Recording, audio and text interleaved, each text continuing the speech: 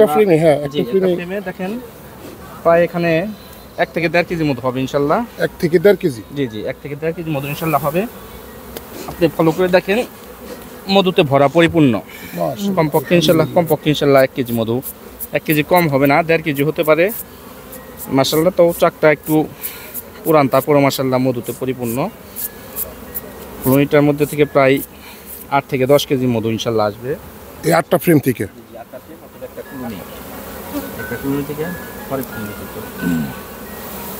আমরা আশা করি 8 থেকে 10 কেজি মধু একটা কলোনি থেকে আসবে।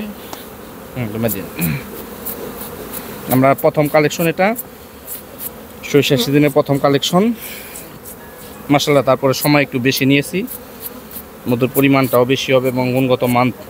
এতে কৃষক এবং যারা মৌ চাষ করে উভয় পক্ষই স্বাবলম্বী হচ্ছে।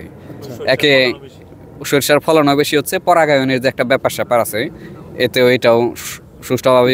সুপ্রিয় দর্শক, কেমন আছেন? আমরা আবারও চলে আসলাম জননী মৌ খামার।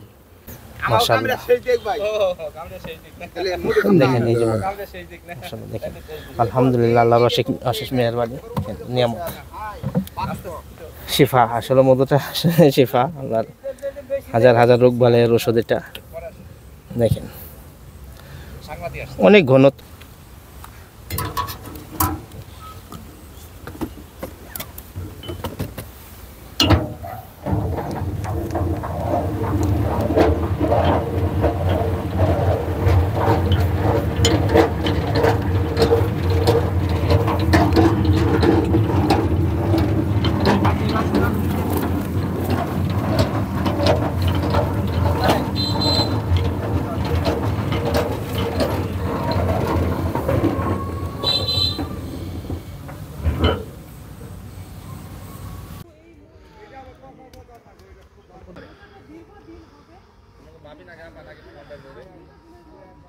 খুবই টেস্ট।